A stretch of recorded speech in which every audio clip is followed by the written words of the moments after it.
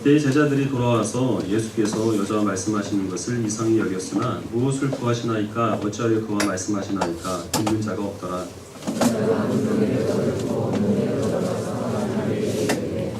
내가 행한 모든 일을 내게 말한 사람을 와서 보라. 이는 그리스도가 아니냐 하니 그 사이에 제자들이 청하여 이르되 랍비여 잡수소서. 제자들이 서로 말하되 누가 잡수실 것을 갖다 드렸는가 하니 예수께서 이르시되 나의 양식을 나를 보이시니 너희는 넉 달이 지나야 추수할 때가 이르겠다 하지 아니하느냐. 그러나 나는 너희에게 이르노니 너희 눈을 들어 밭을 보라. 희어져 추수하게 되었도다. 거두는 자가 이미 삭도받고 영생에 이르는 열매를 보나니 이는 뿌리는 자와 거두는 자가 함께 수고하게 하느니라. 그런즉 한 사람이 심고 다른 사람이 거둔다 하는 말이 옳도다.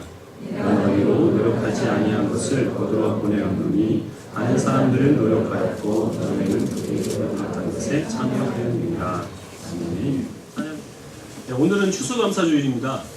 추수감사주일의 기원은 당연히 성경에 있겠죠. 성경에서 예수님께서 구약의 이스라엘 백성들에게 말씀하신 세 가지 절기가 있는데요. 중요한 세 가지 절기가 있는데 그 세 가지 절기는 다 감사하기 때문에 하나님께 드리는 겁니다.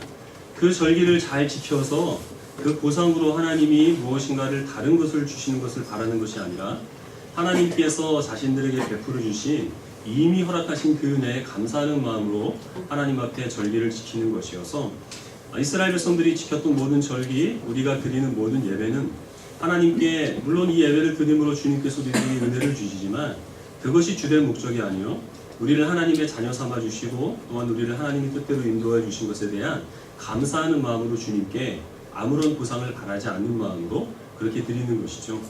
근데 1년에 한 번 이렇게 추수감사절로 우리가 예배를 드릴 수 있게 된 직접적인 그 계기는 미국의 청교도들의 그 신앙 전통 때문입니다.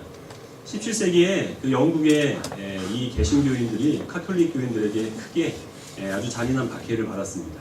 그래서 그것을 피해서 신대륙으로 지금의 미국 대륙으로 배를 한 척 타고 이 개신교인들, 청교도들이 건너오게 되었습니다. 근데 오는 도중에도 그렇고 그 땅에 정착하는 과정에서 추위, 굶주림, 또 질병 이런 것 때문에 처음에 건너온 사람의 절반 이상이 죽음을 당하게 됐습니다.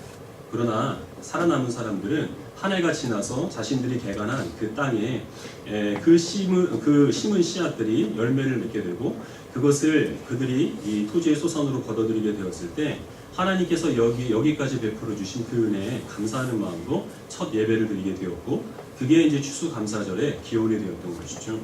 우리가 오늘 추수감사절을 맞이해서 우리 이제 어린 아이들까지 다 이렇게 한 자리에 모여서 예배를 드리게 되었는데 우리가 이왕이면 그 청교도들의 전통을 따라서 추수감사절을 지키기 때문에 그들의 신앙 전통을 따라서 한번 예배를 드리는 것이 좋겠다 하는 그런 마음이 있어서 그랬습니다.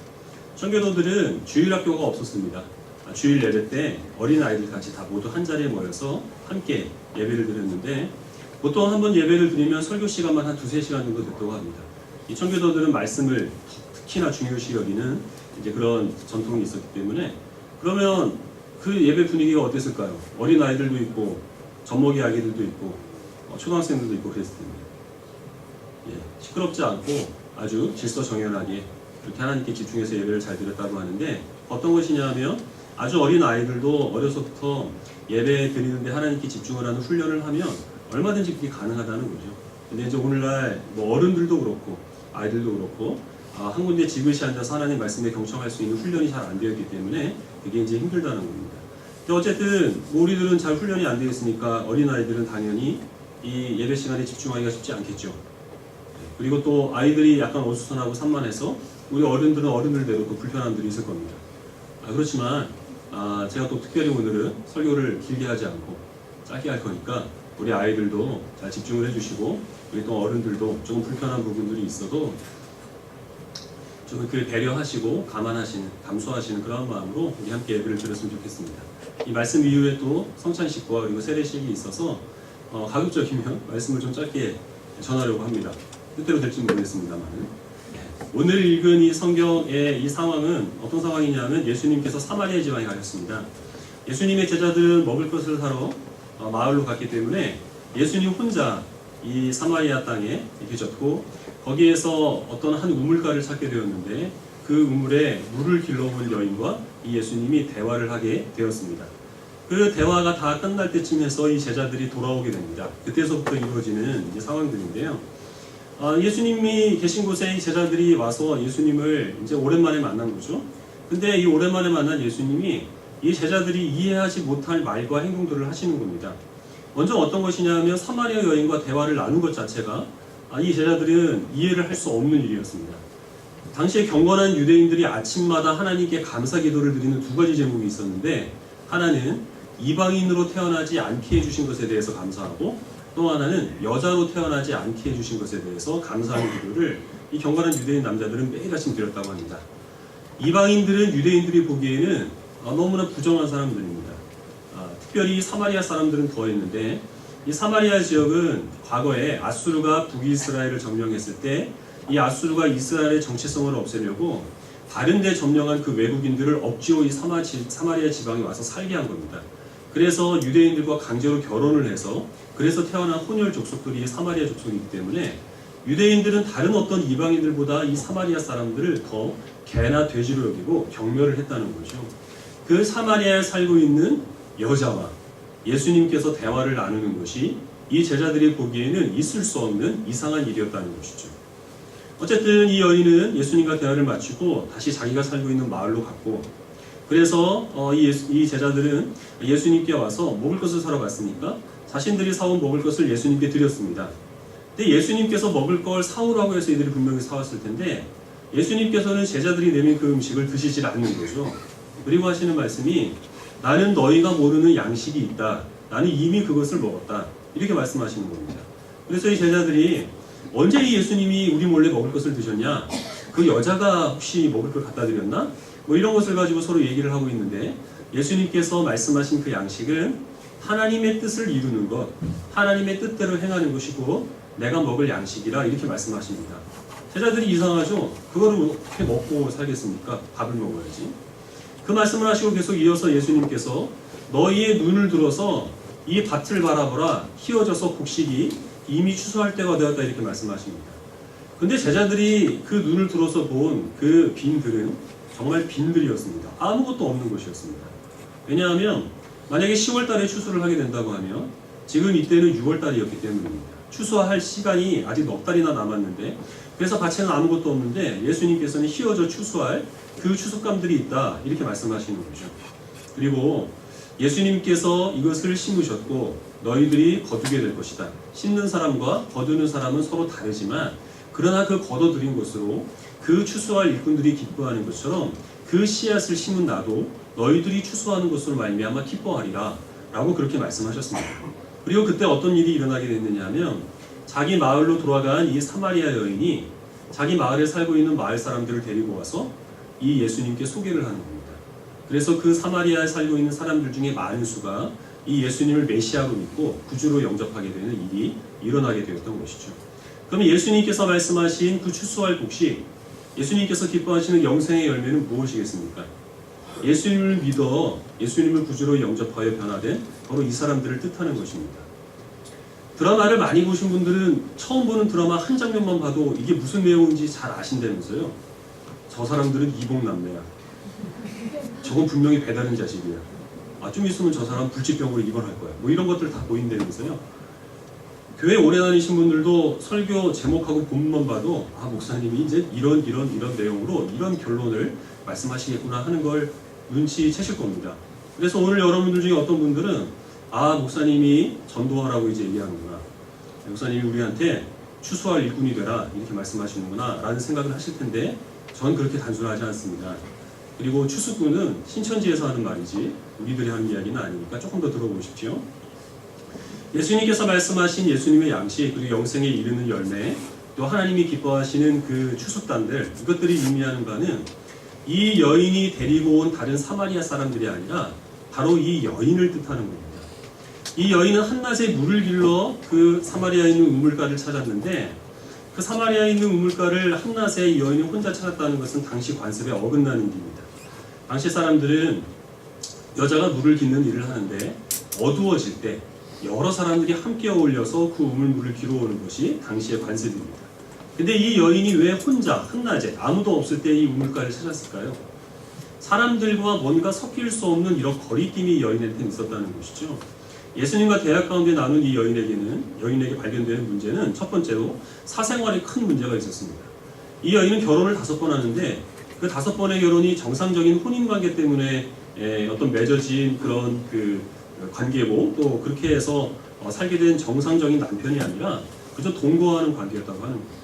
그러니까 이 여인은 한 남자랑 살다가 어떤 문제가 생기면 또 금방 그 남자를 떠나고, 또 다른 남자를 살다가 또 어떤 실증이 나다든지 하면 또 떠나서 다른 남자와 살게 되고, 이런 일들을 5차례 반복을 했다는 것이죠. 그렇게 함으로써 이 사람이 동네 사람들한테 얻었던 평판은 무엇일까요? 그 당시 사람들은 이웃집에 숟가락이 몇 개인지 잘 아는, 한 마을은 다 한 가족과 같은 그런 이제 고대 사회입니다. 그런 사회에서 이 여인이 정상적으로 사회생활을 할 수가 있었겠습니까? 그럴 수 없었겠죠. 모든 마을 사람들이 다 그 여인은 부정한 여인이다, 아주 문란한 여인이다, 사생활에 문제가 있는 비도덕적인 여인이다, 부도덕한 여인이다, 이런 어떤 편견을 가지고 이 여인을 바라볼 수밖에 없었을 겁니다. 그래서 이 여인은 혼자서 아무도 찾지 않는 그 물가에 물을 길러 갈 수밖에 없었던 것이죠. 사생활의 문제와 또 한 가지 또 발견되는 이 여인의 문제가 있었는데, 그것은 종교적인, 신앙적인 문제였습니다. 이 여인의 문제뿐만 아니라 그건 사마리아 사람들이 다 갖고 있던 문제였는데, 사마리아 사람들도 여호와 하나님을 믿었습니다. 그들도 성경을 봤습니다. 근데 그들이 보는 성경은 모세 오경까지만 그들은 성경으로 인정을 했습니다. 그리고 그들은, 유대인들은 다 이단이고 사마리아 사람인 우리가 신앙의 정통을 가진 하나님께서 인정하시는 하나님의 백성이다, 이렇게 주장을 했습니다. 그렇게 주장한 근거로 그들이 든 것이 무엇이냐 하면 바로 이 사마리아에 있는 우물이었습니다. 이 우물은 야곱이 팠다고 여겨지는 아주 유서 깊은 그런 우물이었고, 그리고 또 한 가지는 그리심산입니다. 그 산은 하나님께서 모세를 통하여서 축복의 상징으로 지정하신 산입니다. 우리에게는 야곱이 있고 야곱의 우물이 있고 그리고 그리심산이 있기 때문에 이 우물도 없고 이 산도 없는 그 유대인들은 다 이단이고, 이것을 갖고 있는 우리가 하나님께서 인정하시는 정통한 하나님의 백성이다, 이렇게 주장을 했던 거죠. 그래서 이 여인이 예수님께 그렇게 물어보죠. 당신 유대인들은 예루살렘에서 예배하라고 하고 우리 조상들은 이 그리심산에서 예배하라고 하는데 어느 게 맞습니까? 이 질문을 할 수밖에 없었던 겁니다. 그런데 이 사마리아 사람들이 그렇게 이 우물과 산에 집착하게 된 이유가 무엇이겠습니까? 그 우물은 평범한 우물이고 그리심산도 그냥 평범한 산입니다. 근데 그것에 집착할 수밖에 없었던 것은 그들은 하나님께서 정하신 예배 처소인 예루살렘에 갈 수가 없었기 때문입니다. 그리고 그들은 순수한 아브라함의 혈통이 아니기 때문이죠. 장점이 없는 사람들 가운데 어떤 장점이 하나 발견되면 그것에 집착하기 마련이죠. 그것을 어떻게든 과시하려고 하고 그것을 인정받으려고 합니다. 지금 이 사마리아 사람들이 갖고 있던 상태가 그것이었다는 거죠. 자신들에게는 신앙적인 정통성이 없기 때문에 유대인들이 갖지 못한 것이 무엇이 있겠는가? 그것은 바로 야곱의 우물과 그리고 또한 이 하나님께서 정하신 축복의 산입니다. 그 뒤로 넘어가면 하나님께서는 예배 처소를 예루살렘에 정하셨기 때문에 모세 오경 이후에 있는 성경을 이 사람들이 인정할 수가 없었던 것이죠. 그럼 당연히 이들이 가진 하나님을 믿는 신앙은 참된 신앙이었을까요? 여호와 하나님을 믿긴 하지만 여호와 하나님께서 원하시는 대로 신앙생활을 하지 않고 자신의 뜻에 따라 자신이 섬기기를 원하는 하나님을 만들어 놓고 자기네들의 종교를 만들었던 것이죠. 그것이 바로 이 여인이 안고 있었던 종교적인 문제였습니다. 이런 문제점들이 있었기 때문에 이 여인은 끊임없이 남자에 집착할 수밖에 없었고, 그리고 야곱의 우물과 또한 하나님께서 정하신 그 산에 그들은 집착을 할 수밖에 없었던 겁니다. 근데 이 여인이 예수님을 만나서 어떻게 변화됩니까? 예수님께서 이렇게 말씀하십니다. 너는 이 물에 너의 목을 축이려고 그렇게 오지만 이 물은 결코 너를 충족시킬 수 없다. 내가 생명의 물이니 나를 마셔라, 이렇게 말씀하십니다.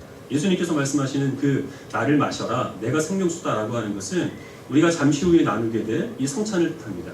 예수님께서 흘리신 피, 예수님께서 십자가에서 찢으신 그 예수님의 육체, 그것을 나를 위한 예수님의 희생이라는 사실을 믿는 믿음, 이 믿음이 있을 때는 그 여인이 지금 우물가로 찾아온 것은 이 여인의 영적인 상태죠. 끊임없는 목마름을 가지고 있습니다. 사람에게 인정받고 싶고 누구에게 사랑을 받고 싶고, 그래서 자꾸만 이 여인은 그것을 남자를 바꾸는 것으로 충족을 하려 했고, 그러나 결코 그것이 충족될 수 없어서 결국 그 충족될 수 없는 것 때문에 다른 사람들의 어떤 그 좋지 못한 시선과 경배를 견디지 못해서 혼자 우물가를 찾아온 이 여인의 영적인 상태를 나타내는데, 그런 이 여인이 변화가 되어서 예수님을 그 마음속 중심에 모셔드리게 되는 것이죠. 예수님을 마음속 중심에 모셔드리게 되니까 어떤 일이 일어나게 됩니까? 이전에는 자신이 그토록 인정받고 싶었던 그 마을 사람들이 자기를 인정해주지 않아서 그래서 피해 다녔는데, 더 이상 이 여인에게는 거리낄 것이 없는 겁니다. 피해 다닐 것이 없는 겁니다. 자신은 질그릇과 같지만 그 마음속에 있는 보배가 되시는 예수님이 있기 때문에 그 누구 앞에서도 이 여인은 떳떳할 수가 있는 것이죠. 그래서 그전에는 그토록 피했던 그 마을 사람들을 이 여인은 자기의 발로 찾아갑니다. 그리고 이전에는 그 사람들을 통해서 자기의 필요를 채우기를 원했습니다. 나를 인정해달라, 나를 사랑해달라, 내가 사랑받는 느낌을 느끼게 해달라, 이런 것을 가지고 끊임없이 사람들에게 집착을 했는데, 이제는 어떤가요? 예수님께서 속 중심에 계시니 그 누구에게 자신의 필요를 채워달라고 요구할 필요가 없는 겁니다. 이제는 오히려 자신의 마음속에 있는, 그러나 다른 사람들에게 없는 그 생명의 근원이 되시는 예수님에 대한 소식을 이 여인이 전해주는 입장으로 변화된 것이죠. 다른 사람들로 자신의 필요를 채우는 것이 아니라 자신에게 있는 예수님으로 다른 사람의 필요를 채워주는 삶으로 이 여인은 예수님을 인격적으로 만난 그때 변화가 된 것입니다. 예수님께서 말씀하시는 영생에 이르는 열매는 바로 이 여인이 이런 변화를 거쳐서 그 마음속 중심에 예수님을 모시고 살고, 이제는 자기가 원하는 삶, 자신이 만들어 놓은 그 종교, 그것이 아니라 하나님께서 원하시는 삶, 하나님께서 말씀하시는 참된 신앙으로 이 여인이 그 길을 바로 가게 된 것, 그 삶이 바로 예수님께서 말씀하신 영생에 이르는 열매이고, 예수님께서 말씀하신 추수할 곡식이며, 예수님께서 밥을 드시지 않아도 그 모습만 봐도 배부르다라고 말씀하신 성도의 아름다운 모습이라는 것을 오늘 말씀을 통하여서 예수님께서는 이 제자들뿐만 아니라 우리 모든 그리스도인들에게 말씀해 주시는 것입니다. 세상을 살아가는 모든 사람들은 다 부유해 보이는 듯하고 부족함 없이 보이는 듯하지만 다 목마름들이 있습니다. 다 우리 모든 사람들은 재물에 집착하고 있죠. 아닌 것 같지만, 그러나 뜻하지 않은 어떤 재물이 들어오게 되면 세상 모든 것을 다 얻은 것처럼 갑자기 목이 뻣뻣해지고 어깨가 당당해지는 그런 모습으로 변화되는 것이 세상을 살아가는 사람들 아닙니까? 그 물질을 잃어버리게 되면 세상의 모든 것들, 지금까지 살아왔던 그 모든 것들이 다 허물어져 버리는 것 같은 그런 절망감을 느끼는 것은, 그 사람들은 다 그 물질에 지나치게 집착하고 있다는 뜻이죠. 사람들은 또 다른 사람들에게 인정받는 것, 또 성공하는 것, 이런 것들에 또 지나치게 많은 열정을 쏟아붓고 있습니다. 입시철이 되면 해마다 걱정이 되는 것이 무엇이냐면, 또 성적 안 나왔다고 해서 스스로 목숨을 끊는 아이들이 나오지 않을까, 이것이 두렵습니다. 그것이 무엇이길래? 대학 교육을 받는 것은 온 세상을 살아가는 사람들 중에서 10명 중에 1명도 받을까 말까 한 혜택인데, 남들이 인정해주는 그 학교에 가지 못한다는 이유로, 자기가 원하는 점수가 나오지 않았다는 이유로 스승을 목숨을 끊는다는 것은 사람들이 그만큼 성공, 명예 이런 것에 집착하고 있다는 반증이죠. 그리고 너나 할 것 없이 다 우리가 집착하고 있는 것은 사람입니다. 다른 사람들에게 인정받고 싶은 욕망, 다른 사람들이 나를 칭찬해주고 싶은 욕망, 다 겉으로는 안 그런 척하죠. 내가 스스로 인정받을 수 있는, 내가 만족할 만한 그런 삶을 살면 된다 라고 하지만, 다른 사람들이 나에 대해서 좋지 않은 평판을 하거나 어떤 큰 인기를 얻었던 연예인들이 그 좋지 않은 그 악플이 달리는 것 때문에 스스로 목숨을 끊거나 하는 그런 것들을 보면, 우리들은 우리 자신도 모르는 사이에 너무나 다른 사람들에게 많이 의존하고 집착하며 살아가는 것이 사람들의 모습입니다. 예수님을 만나서 변화된 우리의 성도의 삶은 그런 모든 사람들이 가장 우선순위에 놓고 가장 중요하다고 생각하는 모든 것들을 우리의 삶 가운데서 그 우선순위에 가장 뒷순위에 놓게 되는 것이죠. 그리고 그 비어있는 자리에 그전까지는 신경 쓰지 않았던 하나님, 그리고 또한 하나님께서 우리에게 보여주신 우리의 도움과 우리의 사랑이 필요한 이유, 그것으로 우리의 삶의 우선순위를 채우는 그 변화가 바로 주님께서 우리들에게 받기를 원하시는 참된 예배로 우리가 하나님 앞에 나아오는 그런 신자의 변화된 모습이고, 그것이 바로 영생에 이르는 열매이며, 그런 모습이 우리의 삶 가운데서 나타날 때 하나님께서 우리가 억만금을 들여 하나님 앞에 크게 헌신을 하는 것보다 그런 삶의 변화를 더 기뻐하신다는 것입니다. 오늘 이 추수감사 예배로 우리가 무엇으로 하나님을 기쁘시게 하고 무엇으로 영광을 돌리겠습니까? 여러분들이 많이 준비를 하셨죠. 아마 헌물도 준비하셨을 것이고, 또 이런저런 많은 수고로운 일로 그렇게 하나님 앞에 헌신을 하실 겁니다. 그것 하나님께서 기뻐하십니다. 왜 기뻐하시냐 하면, 그것이 가치가 있고 의미가 있는 것이 아니라 하나님께서 사랑하시는 하나님의 백성이 주의 은혜에 감사하는 마음으로 그것을 드렸기 때문에 우리들로 인하여 하나님께서 감사하시는 것입니다. 다음에 우리가 내년에 추수감사 예배 때는 또 무엇으로 하나님께 큰 영광을 돌리겠습니까? 우리가 그동안 미처 버리지 못했던 이 세상의 집착들을 다 내려놓고 우리의 속 중심에 더욱더 예수님으로 충만해져서 이제는 우리의 소망이 예수님이 되고, 그리고 우리가 바라고 간절히 소원하는 것이 주님으로 되는, 그래서 우리가 세상의 미련과 집착을 조금씩 내려놓는 그 변화된 삶을 하나님께서는 무엇보다 기뻐하신다는 겁니다. 작년보다 올해 더 이렇게 주님께서 기뻐하시는 영생에 이르는 열매로 하나님께 감사의 예물을 드릴 수 있는 그런 성도들이 되시기를 바랍니다. 올해보다 내년에 더욱더 우리의 속 중심에 우리의 영생수가 되시는 예수님을 모셔드리고 그 은혜로 충만하셔서 세상에 있는 모든 것들이 다 내게 주어져도 그것으로 지나치게 들뜨지 않고, 우리가 갖고 있는 것들을 잃어버린다 하여도 그것 때문에 낙심하지 않는 하나님의 은혜 가운데서 범사에 감사하는 이 영생에 이르는 열매로 하나님을 더욱더 기쁘시게 해드리는 모든 하나님의 백성들이 되시기를 주님의 이름으로 축원합니다.